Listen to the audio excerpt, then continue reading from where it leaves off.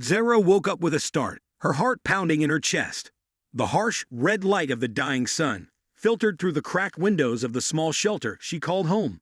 The walls were torn, a stark reminder of the endless battles that had ravaged her world. Her home, what was left of it, was located in a forgotten corner of a dying planet, far from the bustling civilizations of the galaxy. It had once been a lush, thriving place, full of life and joy. But now, it was a graveyard of memories. She rose from the ground slowly, her long, strong limbs aching from the brutal battles she'd fought and survived. Zara was a Deathworlder, a being feared across the galaxy. Her species was known for their strength, speed, and deadly nature. They were warriors, survivors of a brutal world where only the strongest could make it. They had lived for centuries, but now Zara believed she was the last of her kind. She had watched her people fall, one by one, as enemies swept across her world, wiping out everything in their path. She had been left behind, the lone survivor, with no purpose other than to survive. The silence in the shelter was deafening. There were no voices, no laughter, no signs of life, just the wind outside howling through the ruined landscape. The faint metallic scent of smoke still lingered in the air from the previous night's battles. But there was no more fighting now. The war had come and gone, leaving nothing but death in its wake. Zara had learned to live with the emptiness, the crushing loneliness. She had no choice. Every corner of her world was a reminder of the destruction that had come to pass. She glanced at the small supply stash in the corner of the room. It wasn't much, just a few cans of food, some water and medical supplies.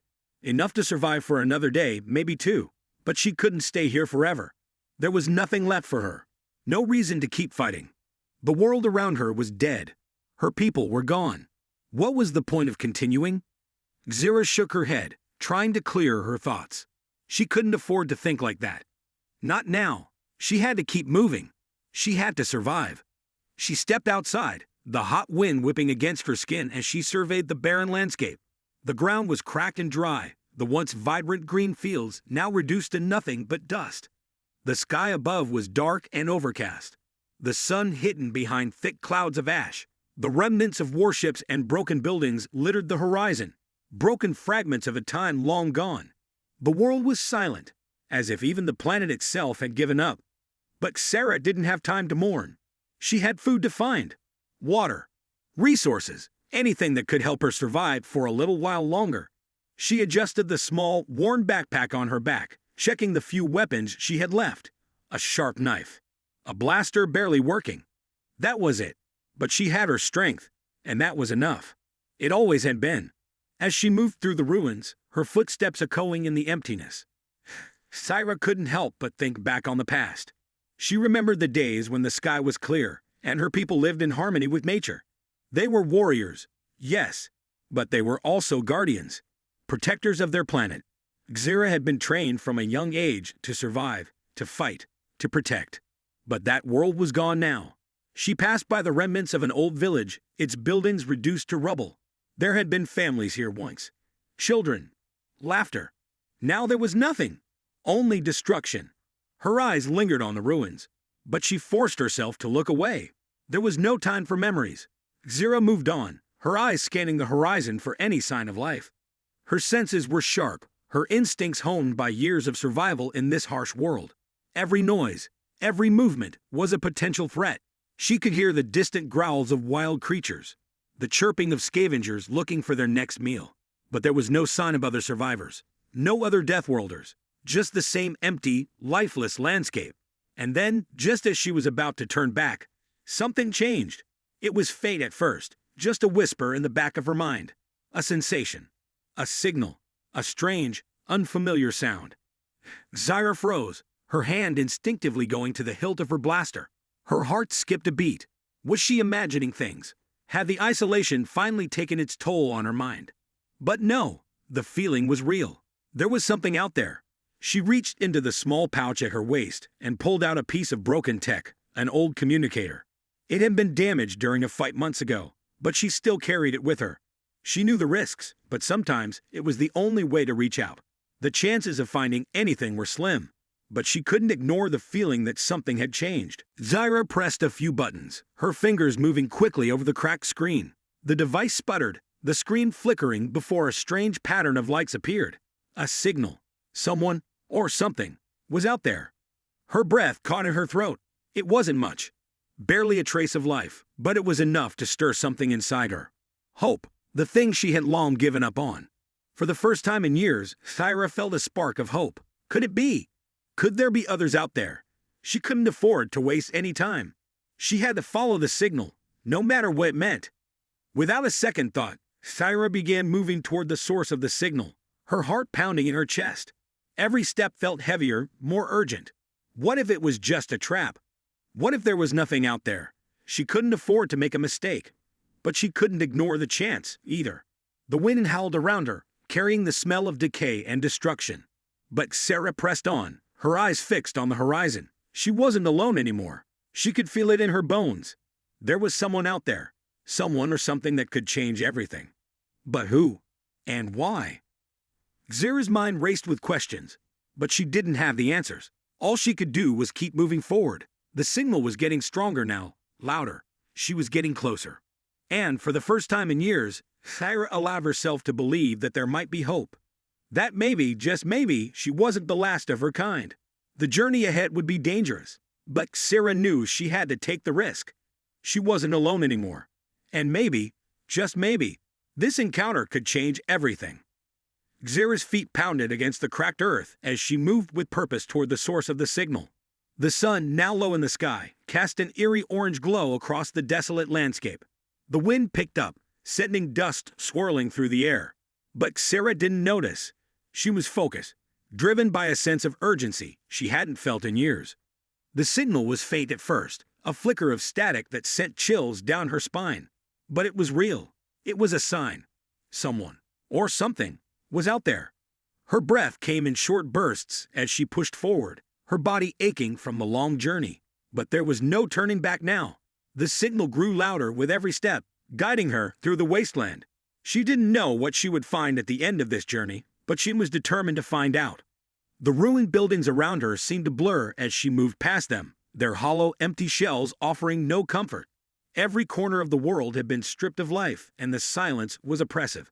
But in the distance, there was something different. A shape, a movement. It wasn't much, but it was enough to make Xera's heart race with anticipation. She slowed as she approached, her senses on high alert. Her hand gripped the hilt of her blaster tightly, ready for anything. She could feel the hairs on the back of her neck stand up, a primal instinct warning her that danger could be near. But the signal was still there, growing stronger. The hope inside her pushed her forward. Even its caution urged her to be careful. Xera stepped into the clearing, and there, in the middle of the ruins, she saw it. A ship, a human ship. It wasn't much, a small craft, half destroyed, its hull scarred from battle. Smoke billowed from a cracked engine, and pieces of metal were strewn across the ground. But it was unmistakably a human ship. Xera's eyes widened in disbelief. She had never seen a human vessel up close before, only heard of them in passing stories from before the war. Stories of their strange, fragile ships and their even stranger ways. But this was no story. It was real. And there, amidst the wreckage, was a figure. A human. The man was kneeling, his back to her, struggling to climb out of the wreckage. His clothes were torn, his face covered in dirt and blood. He didn't see her approach, too focused on trying to make sense of his surroundings. His movements were slow, sluggish, as though every breath he took was a battle. Xera's heart raced in her chest, but she didn't move. She watched him, unsure of what to do. Part of her wanted to turn around and walk away. After all, she had no reason to get involved with a human. Her people had fought wars with their kind for centuries. They were the enemy. But another part of her, a part she hadn't listened to in years, urged her to stay. She wasn't sure why. Maybe it was the sheer disbelief of seeing a human alive in this wasteland. Maybe it was the glimmer of hope she felt, the possibility that there was someone else out there, someone who could help her. Or maybe, just maybe, it was the loneliness that had driven her here. Whatever the reason, Xera couldn't tear her eyes away from the human as he struggled to free himself from the wreckage. Her instincts screamed at her to leave, to protect herself. But she couldn't move. The human finally managed to pull himself free, collapsing onto the ground with a gasp of relief. He looked around, his eyes wide, disoriented. His gaze slowly shifted to Xera. standing motionless in the distance. He froze, as though he had seen a ghost. The moment stretched between them, and, for a heartbeat, neither of them moved. Then, the human spoke. Who are you?" His voice was rough, hoarse from the smoke and the harsh winds, but there was a desperation in his tone. "Where am I?" Xera's breath caught in her throat. She had never heard a human speak so plainly. They were always distant, their voices cold, calculated. But this human, he seemed different. She didn't respond immediately. Instead, she studied him carefully, her mind racing. Should she trust him? Should she approach him? Was this another trap, another cruel twist of fate that would lead to her downfall? But as the silence stretched on, Xera's resolve wavered. The human wasn't reaching for a weapon. He wasn't attacking. Instead, he seemed confused, vulnerable, like a wounded animal, unsure of who to trust. Xera stepped forward slowly, her footsteps echoing in the silence. She still didn't know whether she could trust him, but something inside her urged her to give him a chance. The human looked up at her, his expression a mixture of awe and fear. "Are you?" He trailed off, unable to finish his sentence. Xera's mind raced. Could he know who she was? Could he know what she was? The last of her kind. A Deathworlder, roaming this empty planet. She had never heard of humans being interested in her species. But then again, she had never met a human before. "Yes," she said finally, her voice low but steady. "I'm Syra, the last of my kind." The human's eyes widened in disbelief. "The last? Deathworlder?" Syra nodded, her hand resting lightly on the hilt of her blaster. She didn't know if this human meant her harm or not, but she wasn't about to let her guard down. She had survived this long for a reason. The human swallowed, clearly struggling to comprehend what he was hearing. "I didn't expect. You're not what I thought you'd be," he murmured, more to himself than to her. Xera tilted her head, studying him closely. "And what did you think I'd be?" The human seemed to hesitate, as though weighing his words carefully. "I thought you'd be different," he said at last. "I thought I was the only one left." Xera's heart skipped a beat. The only one left. What did he mean by that? Before she could ask, the human tried to push himself to his feet, wobbling slightly as he stood. His legs gave way beneath him, and he collapsed back onto the ground. "I need help," he gasped. "My ship. I need to fix it." Xera's gaze softened, just a little. She wasn't sure why she felt this strange pull to help him, but she knew one thing. She couldn't leave him out here to die. For the first time in what felt like forever, she stepped forward, extending a hand to the human. "Come with me," she said. "I'll help you. But don't think for a moment that I trust you. Not yet." The human looked up at her, a mixture of gratitude and skepticism in his eyes. But he took her hand, his grip weak but firm. Together, they began the long trek back to her shelter, both unsure of what the future would hold. But one thing was clear. The world had just changed. Xera wasn't alone anymore, and the glimmer of hope she had felt was just the beginning. Xera and the human walked side by side, the journey back to her shelter stretching out in front of them. The sky was beginning to darken, the sun dipping beneath the horizon and casting long shadows across the wasteland. The world seemed to grow quieter, more oppressive, as the night crept in. The winds still howled, carrying with them the dust of long-forgotten battles. But Xera couldn't focus on that now. She had something, or someone, else to think about. The human, whose name she had learned was Mark, seemed tired but determined. His movements were stiff, and every few steps, he would stumble, trying to catch his breath. His face was pale, covered in the dust of his crash, and his eyes were clouded with exhaustion. Xera could see the strain in his face, and though she didn't want to admit it, a part of her felt the smallest amount of sympathy. She was no stranger to pain, to suffering, but she wasn't used to being this close to someone, especially a human. The silence between them felt strange, unfamiliar. Xera was used to solitude, to the quiet hum of the world as she scavenged, hunted, and fought for survival. But now there was someone with her, someone who was different.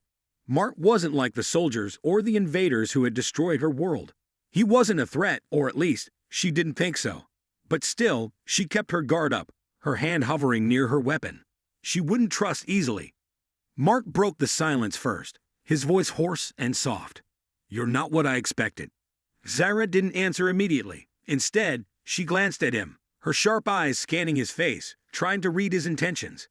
"What did you expect?" she asked, her tone flat but curious. "I don't know," he replied, his voice barely above a whisper. "I thought you'd be fierce. Like, the stories they tell about Deathworlders. But you're different. You don't seem hostile." He hesitated, glancing at her with a mix of wariness and wonder. "I thought maybe you'd be angry. After everything." Zara's gaze softened for just a moment, but she quickly masked it. "I am angry," she said, her voice low. "But I'm not here to fight you. Not yet." Her eyes hardened again as she looked ahead, keeping her focus on the path before them. "You're not the first to come here. You won't be the last." Mark's brow furrowed in confusion. "What do you mean?" Zara didn't answer right away. She had said too much already. The truth was, she wasn't sure why she was sharing anything with him. She didn't know if she could trust him. But there was something about his presence. Something about the way he spoke. The way he seemed lost, but not malicious. That made her feel less alone. She pushed that feeling down. Loneliness had always been her companion, and she didn't need it to cloud her judgment. They reached her shelter just as the first stars began to appear in the sky. The small, makeshift structure was hidden in the shadow of a tall cliff. A place where Xyra had set up camp after the war. It wasn't much. Just a small cave-like area reinforced with metal scrap and old tech, but it had kept her safe for the past few years. At least until now. Mark stumbled inside first, his legs giving out beneath him once again. Zara caught him, her strong arms steadying him before he could fall. He let out a breath of relief as she helped him sit against the wall. She grabbed a tattered blanket and draped it over his shoulders, though she didn't say anything. She wasn't here to play the caretaker. But he needed rest. He had been through a lot. Zara moved to the corner of the shelter, gathering supplies to help him. The last thing she wanted to do was offer him comfort. But she had no choice. She couldn't leave him to die out there. And there was something nagging at her, a feeling she couldn't ignore. "Water," she said abruptly, her voice sharp. She grabbed the bottle from her stash and handed it to him. Mark took it with trembling hands, drinking deeply. He seemed grateful, but his expression was still clouded with confusion. "Why help me?" he asked, his voice weak but sincere. "You don't know me. I'm a human. Your people hated us." Zara paused, her eyes flicking to him for a moment. "I don't know why," she replied, her voice colder than she intended. "I don't trust easily. But you're not like the others." She shook her head, as if trying to shake away the thought. "I don't have time to explain." Mark seemed to understand. He didn't press her further. Instead, he leaned back against the wall, his eyes closing in exhaustion. Zara studied him for a moment longer before turning her attention to the wreckage of his ship. It wasn't much. The hull was damaged, and there were signs of a battle. But she could help. She had the tools. She had the knowledge. Maybe not enough to fix everything, but enough to keep him alive, at least for now. She didn't know why she was doing this. Part of her wanted to push him away, to leave him to fend for himself. But something deeper inside her, something she hadn't felt in years, urged her to help. Perhaps it was the small flicker of hope that had awakened when she first found the signal. Perhaps it was because, despite everything, she didn't want to be alone anymore. Zara sat down beside him, picking up a small tool from her supplies and examining it closely. The silence stretched between them again, but this time it didn't feel so heavy. It wasn't comfortable, but it was different. It was like a strange bond was forming, one neither of them fully understood yet. Mark's voice broke the quiet once more. "You know you don't have to do this. You don't owe me anything." Zara's eyes flicked up to meet his, her expression unreadable. "I know," she said softly, "but I'm not doing this for you. I'm doing this because I don't want to be the last one standing." Mark nodded, as though understanding more than she had said. He was silent for a while, but then he spoke again, his voice gentler this time. "Maybe you're not alone anymore." Zara didn't answer. Instead, she focused on the ship, the task at hand. But somewhere deep down, a small seed of hope began to grow. Days passed, and the world outside remained unchanged. The winds howled across the barren landscape, stirring up dust and debris. But inside the shelter, it was quiet. Quiet in a way that Zara wasn't used to. For the first time in years, she wasn't alone. Mark, though still weak, was recovering. His body was battered from the crash, but he was slowly regaining his strength, a fact that both relieved and unsettled Zara. She wasn't used to having someone rely on her, and she certainly wasn't used to being the one to care for another. Zara spent her time working on Mark's ship, tinkering with the damaged systems, trying to make sense of the technology. She was no expert in human machinery, but she knew enough to keep things running. At first, Mark had tried to help, but his injuries made it difficult for him to do much. Still, he kept offering his assistance, always with a sense of determination in his eyes. "I can help," Mark would say, his voice strained, though his spirit remained strong. "I may not be able to do much, but I can try." Zara had never seen such persistence in anyone, especially not a human. It was strange. Back in the war, humans were seen as nothing more than enemies, weak and frail compared to her kind. But Mark was different. There was something about him, something that made her hesitate every time she thought of pushing him away. The silence between them had softened. It wasn't comfortable, but it was no longer strained. They had settled into a rhythm, a strange, unspoken understanding between them. She worked on the ship while he recovered, and when the work was done, they would sit in silence, neither of them knowing what to say, but both content in the quiet. But even as the days passed, a sense of unease lingered in the air. Zara wasn't sure what it was about Mark that unsettled her, but she couldn't shake the feeling that something was about to change. The world outside her shelter seemed to be growing more hostile by the day. The signal that had brought Mark here was still out there, still faint but persistent. She hadn't told him that she had picked it up long before he crashed. She hadn't told him that it was the very reason she had ventured out to find him. She wasn't sure why, but something about his presence, his strange, quiet resilience, made her want to keep him close. But there was still a matter of trust. Zara had never trusted anyone, not since her people had been wiped out. And even now, as she worked alongside Mark, she couldn't help but wonder if he had some hidden agenda. Perhaps he was here for something more than just survival. Perhaps he had come to destroy her as his people had destroyed her kind. Her thoughts were interrupted as Mark suddenly sat up, wincing slightly as he adjusted his position. His eyes met hers, and for a moment, neither of them spoke. Then, he asked the question that Zara had been expecting, but was still reluctant to hear. "Why did you help me?" he asked, his voice rough, yet sincere. "You don't owe me anything. I'm just a human." Zara paused, her fingers tightening around the tool in her hand. She had been dreading this moment. She didn't want to explain. She didn't want to put her emotions into words. But she couldn't avoid it forever. "I don't know," she replied, her voice quieter than she intended. "Maybe it's because I know what it feels like to be the last one. Maybe I don't want to be alone anymore." Mark's expression softened, a flicker of understanding crossing his face. He seemed to grasp the weight of her words, even if he didn't fully understand the depth of her isolation. "I get that," he said, his voice low. "I thought I was the last human, that there was no one else out there. But you're not alone, either." Zara looked at him sharply, her eyes narrowing. She wanted to say something harsh, something that would make him understand the pain of being the last of her kind. But for some reason, the words didn't come. Instead, she found herself simply nodding, acknowledging the truth of what he said. "I'm not alone anymore," she murmured, more to herself than to him. For a moment, the two of them sat in silence, each lost in their own thoughts. It was strange, this feeling of connection. Zara had never felt it before, not with anyone. And yet, here it was, growing between her and Mark, like a fragile thread holding them together. But as the sun began to set, casting long shadows across the shelter, Zara's mind shifted back to the problem at hand. She had to keep Mark alive. She had to find a way to repair his ship and get him off this planet. He was a human, and humans were dangerous. She couldn't afford to let her guard down, not even for a moment. "There's something I need to show you," Zara said abruptly, standing up and turning toward the entrance of the shelter. "It's the signal. It's still out there. I don't know what it is, but it's still there. It could mean trouble." Mark stood slowly, his eyes lighting up with interest. "You think it's another ship?" Zara didn't answer right away. Instead, she grabbed her blaster and slung it over her shoulder. "I don't know, but I'm not taking chances." Mark nodded, his expression serious. "I'll come with you." Zara hesitated for a moment before nodding. She wasn't sure if she could trust him, but something about his determination made her want to take the risk. Together, they stepped out into the desolate world, the silence of the wasteland pressing in around them. The signal was stronger now, pulsing faintly on the horizon, and as they moved closer, Zara felt a knot of unease grow in her chest.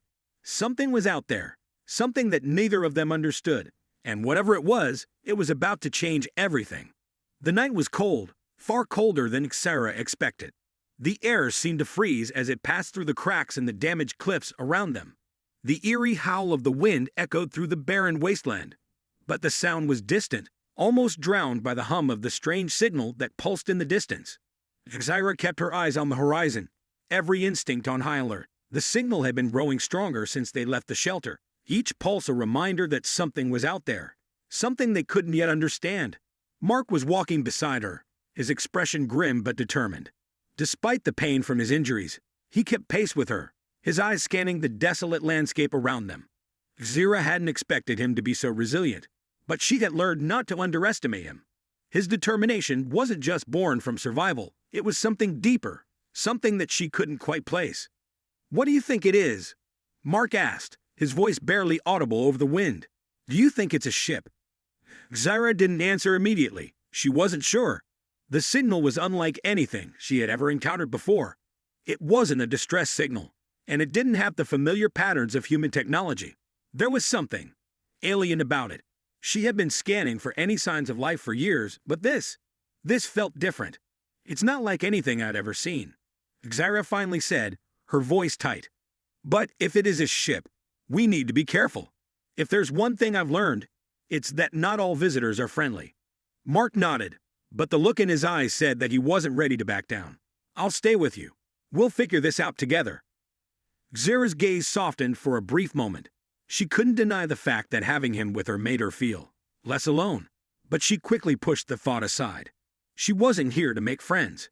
She was here to survive, and survival meant keeping her guard up, especially when it came to strangers. The signal grew louder, its pulse reverberating through the air, like the heartbeat of some monstrous creature. Zira's skin prickled with unease, and every step felt like it brought them closer to something unknown. They had crossed the edge of the wasteland, where the craggy rocks gave way to a flat, open area covered in dead grass and cracked earth. The pulse was now almost overwhelming, filling her head with a strange buzzing sensation. As they crept closer to the source of the signal, Zira's senses sharpened. She could feel the hairs on the back of her neck stand up. Something wasn't right. The air felt heavier, as though it was thick with anticipation. But the worst part? She couldn't hear anything. No signs of movement. No life. No warning. Just the pulse, relentless and steady. Mark looked at her, his brow furrowed. "What's wrong?" "Stay close," Zira ordered, her voice low. She motioned for him to follow as she crept forward, her eyes scanning the ground ahead. The pulse grew louder, more insistent. Then, suddenly, she stopped. Her sharp gaze caught something in the distance. A faint glow on the horizon, barely visible but unmistakable. The source of the signal was just ahead. Zira's heart skipped a beat. The glow was not from a ship. It was from something else. Something alive. "Get down," Zira hissed, pulling Mark down beside her into the tall, dry grass. She crouched low, her instincts screaming at her to stay hidden. "What is it?" Mark whispered, his voice filled with fear. His hand gripped her arm, and Sarah could feel his pulse racing. She didn't need to look at him to know that he was scared. They both were. "I don't know," Zira muttered. "But it's not a ship. It's something else." From their hidden position, they watched as a figure emerged from the glowing light in the distance. It was tall, humanoid, but its movements were unnatural, jerky, like a creature that didn't belong. The being had a pale, sickly complexion, and its body was wrapped in tattered metallic armor. It was unlike anything Zira had ever seen before. The signal had come from this creature. But what did it want? The figure stopped just a few feet away, standing still as if waiting for something. Zira's breath caught in her throat. It didn't look like it was looking for a fight, but she couldn't shake the feeling that it was dangerous. "What is it?" Mark whispered again, his voice trembling with unease. "I don't know," Zira repeated, her mind racing. "But it's not friendly." The being remained motionless, staring ahead, its head tilted slightly as though it was listening for something. Zira's eyes narrowed. It was searching for something, or someone. She had no idea how long it would stay in one spot, but she knew they couldn't stay hidden forever. And the longer they waited, the more likely it was that the creature would detect them. Zira's mind raced. She had two choices: stay hidden and wait for the creature to leave, or confront it head-on and find out what it wanted. Neither option felt safe. But time was running out.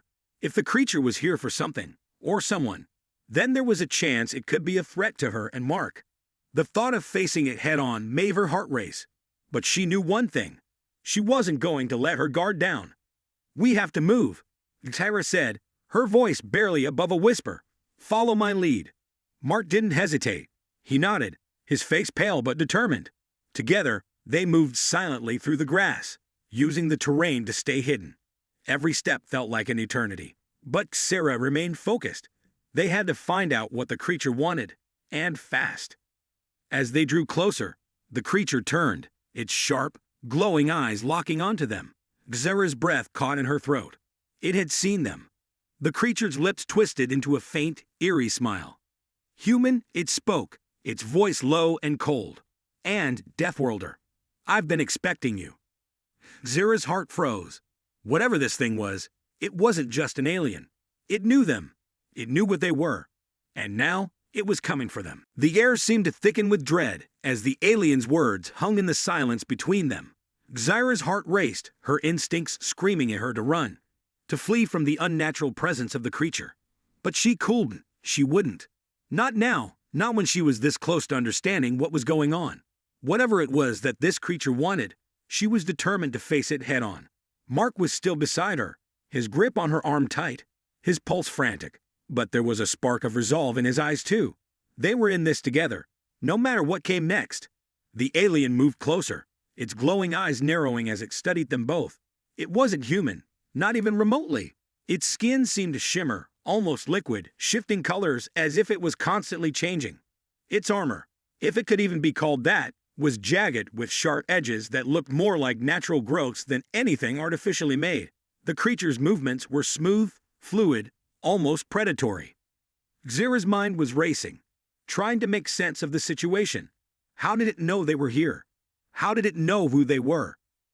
"You know who I am," Tyra said, her voice steady despite the fear coiling in her stomach.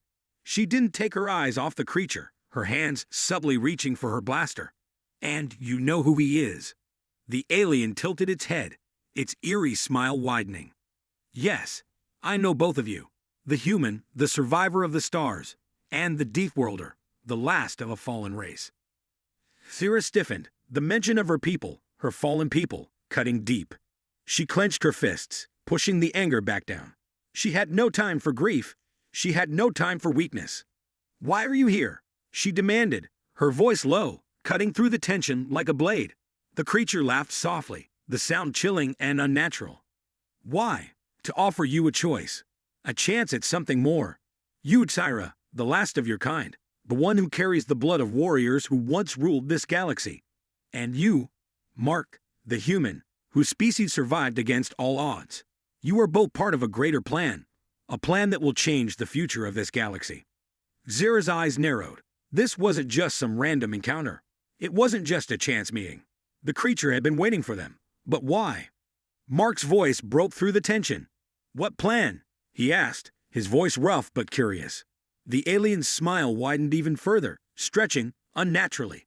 "The future of your kind, the future of all. I am here to offer you power, power beyond your wildest imaginations. A way for your species to rise, to dominate the stars once again. All you need to do is accept it. Power." Sarah echoed, disbelief clear in her voice. She took a step forward, her eyes blazing. "And what's the catch?" "The catch?" The alien's laugh was cold, cruel. "There is no catch. All you need to do is join me. Accept the power I offer, and together we will reshape the galaxy. You, Deathworlder, will no longer be the last. Your people will return, stronger than before. And you, human, will lead them." Zara shook her head. This was madness. She didn't trust this creature. Not for a second. She could feel the manipulative undertone in its words. It wasn't offering them power. It was offering them control, a way to bend them to its will. And she wasn't about to fall for it. "I don't need your power," Sarah said firmly, her grip tightening on her blaster. "I don't need anyone's help to survive. And I sure as hell don't need to be part of some sick game you're playing." The alien's expression darkened, the eerie smile fading into something colder, more menacing. You think you can refuse me? You think you can walk away from this opportunity? You misunderstand. Deathworlder, I'm not offering a choice. I'm offering salvation or destruction. Zara's heart skipped a beat. The alien wasn't just making threats. It was giving them an ultimatum. Before she could react, Mark stepped forward, his voice steady despite the fear still gripping him. And what if we refuse? What happens then? The creature's eyes flashed with anger, the glow in them intensifying. Then you will die, and everything you know will be erased. The galaxy will burn, and your kind will remain nothing but a distant memory. Zara's mind raced. She had no idea what the creature was talking about, but the implication was clear. This was bigger than just her. Bigger than just Mark. Whatever this plan was, it was going to change everything. We're not going to join you, Kaxara said, her voice firm, her eyes never leaving the creature. Subdue your worst. For a long moment, the alien said nothing. Its eyes flickered with an unreadable emotion. Then it straightened, its form becoming even more imposing. Very well, it said, its voice colder than ever. Then prepare yourselves for the consequences. Suddenly, the ground beneath them trembled. The sky darkened as a strange energy pulsed around the creature, crackling in the air like a storm about to break. Zara felt a jolt of fear shoot through her body, but she didn't back down. She wasn't going to let this creature dictate her fate. Not now. Not ever. Mark grabbed her arm, his voice urgent. We need to move. Now. Zara didn't hesitate. They turned and ran, their feet pounding against the cracked earth as the creature's laughter echoed in their ears. They had no idea what they were up against. But one thing was clear. The stakes had just been raised. Whatever this being was, it wasn't going to let them go easily. The chase had begun, and there was no turning back now. Zara's heart raced as she sprinted through the desolate landscape, her pulse pounding in her ears. She and Mark ran as fast as they could, each step pushing them farther from the alien and its chilling words. The air around them crackled with an unnatural energy, and the ground beneath them trembled as though the very earth was reacting to the creature's fury. We can't outrun it forever, Mark shouted, glancing over his shoulder. His face was pale, but there was a fire in his eyes, a determination that Zara had come to admire. Even now, in the face of such terror, he refused to give up. Zara didn't look back. She didn't need to. She could feel the alien's presence, its anger pushing them forward like a relentless storm. But it wasn't just fear that fueled her. It was survival. She had faced the worst her world could offer, and she wasn't about to let this being, this thing, dictate her fate. Or Mark's. We need to find shelter, Gaira said, her voice steady but sharp. Somewhere it can't reach us. Mark nodded, his breath heavy in his chest. There's a cave up ahead, just past the ridge. We can make it there. Without another word, they veered left, running toward the jagged cliff face in the distance. The cave was their only chance.